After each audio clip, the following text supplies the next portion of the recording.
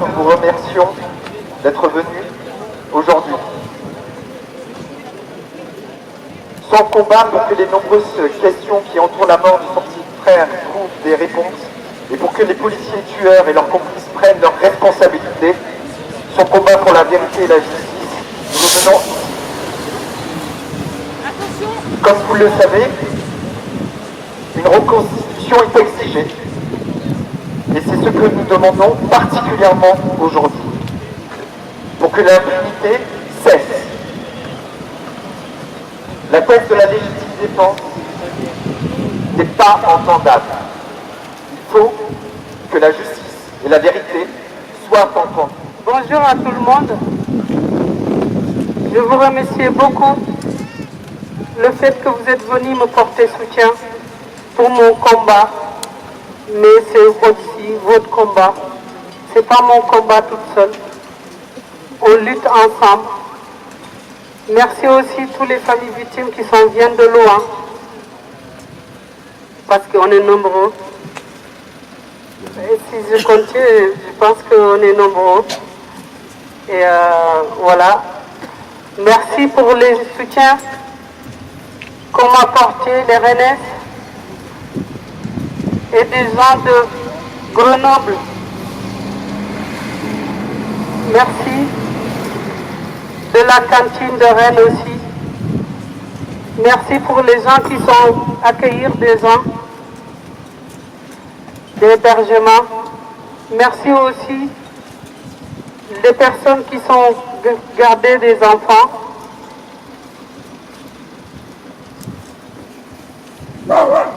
Aujourd'hui, je me sens plus seule. Je sais que vous êtes là. C'est vous qui êtes ma famille aujourd'hui. Je me sens plus seule. Je suis heureuse de vous voir devant moi, de partager avec nous, les familles victimes, le douleur qu'on a sur nous. Merci. On n'oublie pas, on pardonne pas. Babacar, on n'oublie pas, on pardonne pas.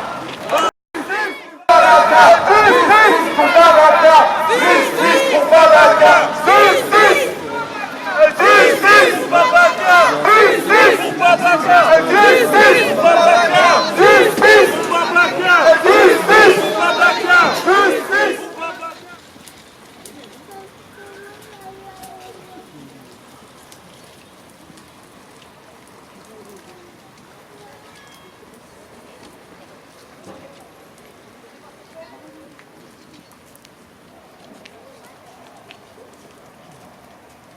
Français sont touchés. Tous les Français sont touchés. Mon petit frère, moi, il est mort d'une balle dans la tête. La peine de mort a été abolie en France en 1981. Mais non, pas pour nous, malheureusement. La peine de mort n'a pas été abolie pour un noir. La peine de mort n'a pas été abolie pour un arabe. La peine de mort n'a pas été abolie pour un jeune du voyage. La peine de mort n'a pas été abolie pour un gitan. Et ça, c'est inacceptable dans un pays qui se dit de droit. Dans un pays qui se dit de droit, personne n'a le droit de mourir dans la main de la police. Cette police-là est censée nous protéger, peu importe ce qu'on a pu faire. Et l'État leur donne le droit de tuer. Et après les histoires, on les enterre. Bah, quand on annonce des non-lieux, quand il y a mort d'homme, c'est qu'il y a une complicité.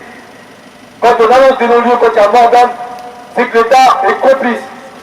Et ça, il faut mettre un point dessus. Personne n'est à l'abri des violences policières en France aujourd'hui. Sachez-le. Toute personne qui sort chez lui, il ne sait pas s'il va rentrer. Alors moi, quand je parle, je dis souvent, quand il y a un contrôle de police, sortez vos téléphones et filmez. C'est votre droit. Parce que filmer, ça peut les éviter à commettre l'irréparable. Mais si vous passez devant un contrôle de police et que ces jeunes-là se font tuer, ben vous êtes quasiment complices. Donc quand vous voyez un contrôle d'identité, un contrôle de police, arrêtez-vous et filmez. C'est très très important. Ça peut sauver des vies. Aujourd'hui,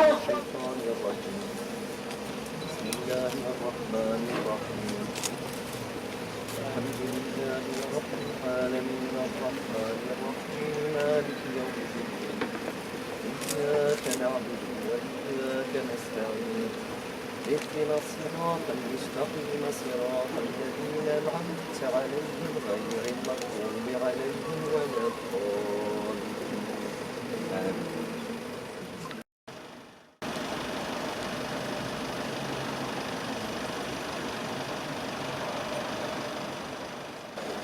Voilà, vous pouvez lâcher vos ballons.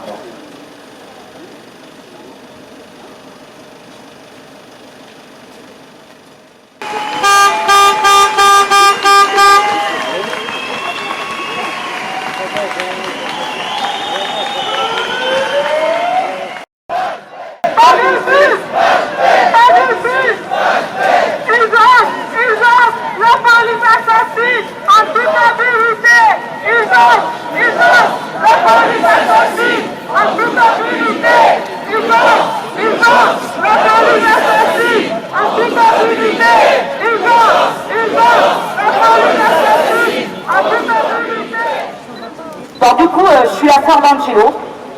Angelo, il a été tué le 30 mars 2017.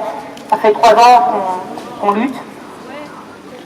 Le 30 mars 2017, Angelo, il a été abattu chez mes parents, chez nous. Le 30 mars 2017, Angelo, il était venu pour manger une grillade chez mes parents.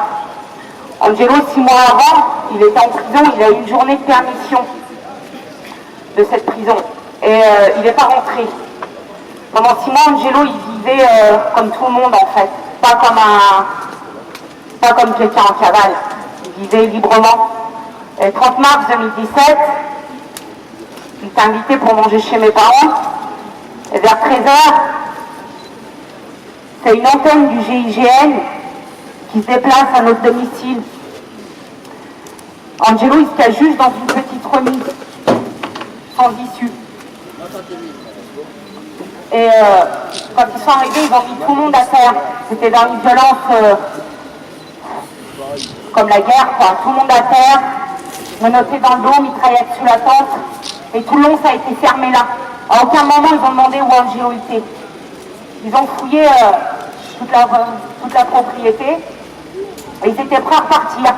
Quand Angelo il a fait un petit bruit dans cette remise où il était caché, et au moment de ce petit bruit, c'est 5 hommes du GIGN qui se sont précipités dans cette remise et aussitôt il y a eu des coups de feu. Ils ont abattu Angelo de 5 balles dans le torse.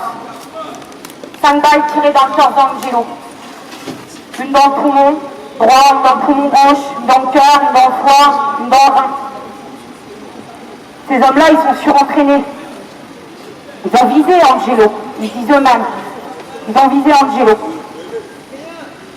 Depuis, on lutte dans la rue et aussi judiciairement.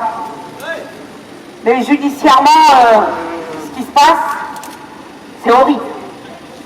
C'est horrible parce que, en fait, on les tue à chaque fois, on les retue à chaque fois. Angelo, quand il est mort, ils ont fait comme Babacar, ils l'ont menotté.